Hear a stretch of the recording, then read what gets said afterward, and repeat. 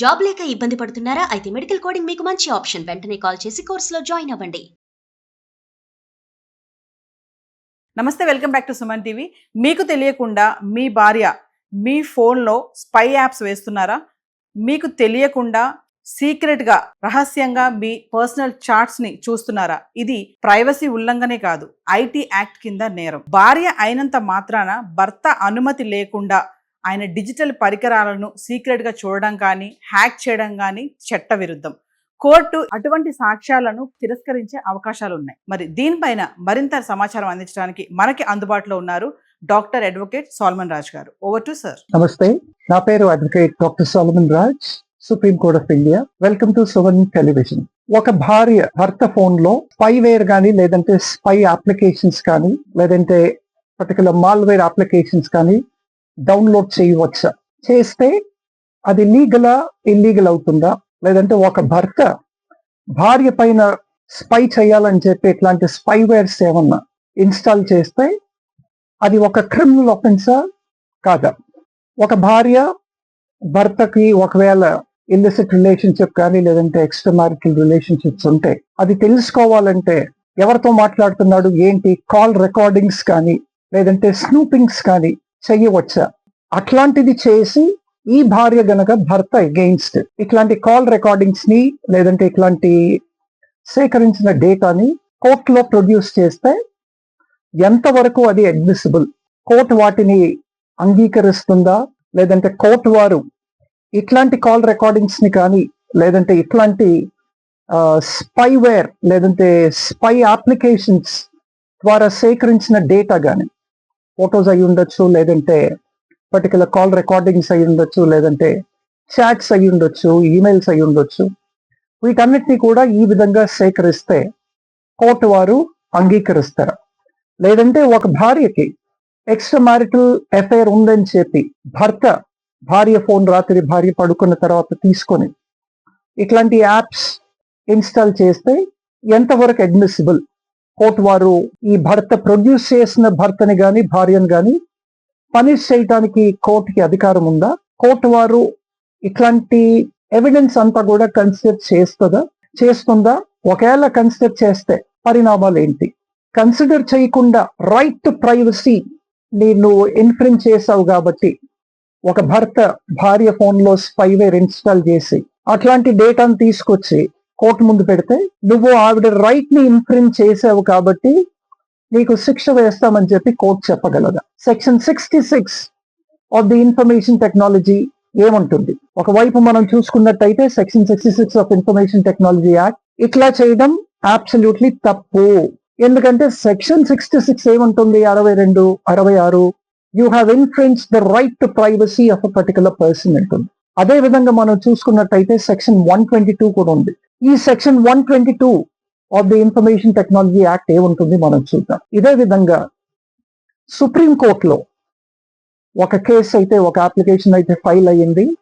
Justice BV Nagaratnam గారు, తర్వాత justice Mishra గారు, వీరి ముందుకి ఈ కేసు రావడం జరిగింది under section 13 of the Hindu marriage act. ఈ కేసు వీరి ముందుకు వచ్చిన తర్వాత ఈ స్పౌస్ ఏం చేశారంటే ఇట్లాంటి డేటాను అంతా కూడా తీసుకొచ్చి ఆ కోర్టు వారి ముందు పెట్టారు. కోర్టు ఏం చేయాలి? వీటిని అడ్మిట్ చేయాలా? అడ్మిట్ చేసి దాని ప్రకారం అంటే ఈ ఎవిడెన్స్ అంతా కూడా కన్సిడర్ చేయాలా? కన్సిడర్ చేసి దాన్ని బేస్ చేసుకుని ఒక జడ్జ్మెంట్ ప్రొనౌన్స్ చేయాలా, లేదంటే ఒక ఆర్డర్ ప్రొనౌన్స్ చేయాలా అన్న ఒక పెద్ద ప్రశ్న. ఇందాక మనం అనుకున్నాం section 66 of the information technology act. ఈ సెక్షన్ 66 ఏమంటుంది? Infringement of your right to privacy. If your right to privacy has been invaded, is it not a criminal offense? Can that particular spouse not be punished? అన్న ఒక question ఇది supreme court ముందుకు ఈ SCC 1421 dated 14/7/2025 ఈ Vibhav Garg versus Neha under section 13 of the Hindu marriage act వచ్చింది. వీటిలో ఈ ఇద్దరు జస్టిస్లు ఆన్ రికార్డ్ పెట్టిన ఎవిడెన్స్ అంతా కూడా కన్సిడర్ చేస్తూ ఏమన్నారంటే, in matrimonial disputes we're not considering section 66 but we're considering Section 122 of the IT Act, Section 122 of the Information Technology Act does not address the right to privacy, whereas Section 66 of the Information Technology Act addresses right to privacy. But in matrimonial disputes, in family court disputes, Section 66 cannot be applied and it is not admissible under Section 66. Section 122 is admissible అని చెప్పన్నారు. తర్వాత ఏమన్నారంటే Section 122 of the Information Technology Act is designed to preserve sanctity of marital communication or the sanctity of a marital and nuptial tie అని చెప్పి ఇద్దరు జస్టిస్లు కూడా వీటిలో judgement pronounce చేయటం అయితే జరిగింది. బేస్డ్ ఆన్ దట్ ఆ పెటిషన్ ఎలా చేశారు. అందుకనే ఎవరైనా భార్యలకి భర్తలకి మధ్య ఎటువంటి విభేదాలు ఉన్నా, ఒక ఎక్స్ట్రా మ్యారిటల్ సంబంధాలు ఉన్నాయని తెలిసిన వాటిని కనుక్కోవాలంటే మీరు మీ భర్త ఫోన్లో కానీ లేదంటే ఒక ఆ భార్య ఫోన్లో కానీ మీరు సేకరించిన ఎవిడెన్స్ మాత్రం కోర్టులో admissible. Any family court of the original jurisdiction based on this particular SCC 1421 14/7/2025 between Vaibhav Garg and Neha, మీరు ఎక్కడికి వెళ్ళినా ఈ పర్టికులర్ సైటేషన్ అయితే కోర్ట్ చేయొచ్చింది.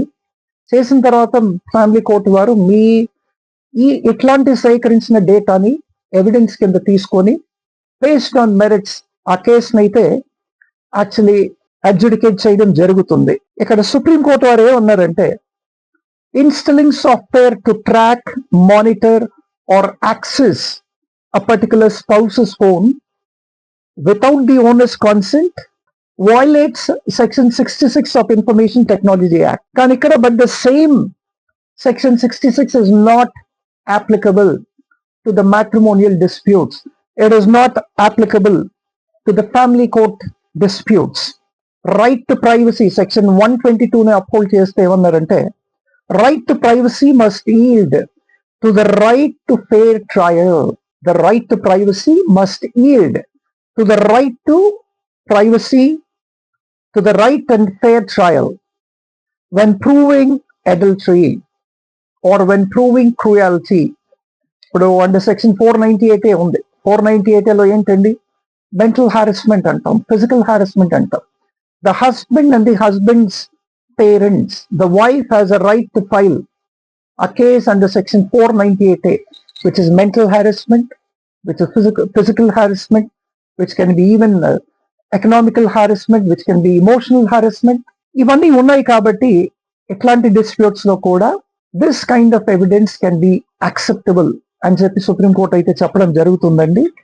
అందుకే ఏమన్నది, రైట్ టు ప్రైవసీ సెక్షన్ 66 అని చెప్తున్నాము. ఈ right to privacy must yield to the right to a fair trial. A fair and a just trial is very important. ఈ fair and just trial important అన్న తర్వాత మీరు without evidence వెళ్ళి నా భర్త నన్ను కొట్టాడు, లేదంటే నా భార్యకి అక్రమ సంబంధాలు ఉన్నాయి, నా భార్య వేరే వాడితో తిరుగుతుంది అని మీరు ఓరల్ గా చెప్పినా, లేదంటే పెటిషన్ లో మీరు అఫిడవిట్ లో స్వేర్ చేసి ఒక స్వాన్ అఫిడవిట్ మీరు సబ్మిట్ చేసినప్పటికీ it cannot be considered unless and until it is supported by an appropriate evidence.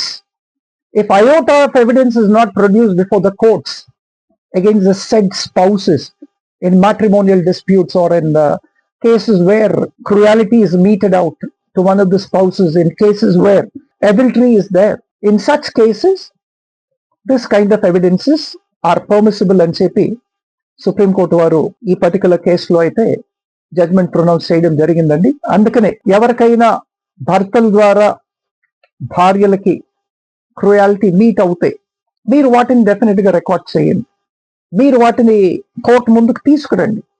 దీన్ని ఎలక్ట్రానిక్ ఎవిడెన్స్ అంటారు. So the court will definitely consider your electronic evidence. Thank you.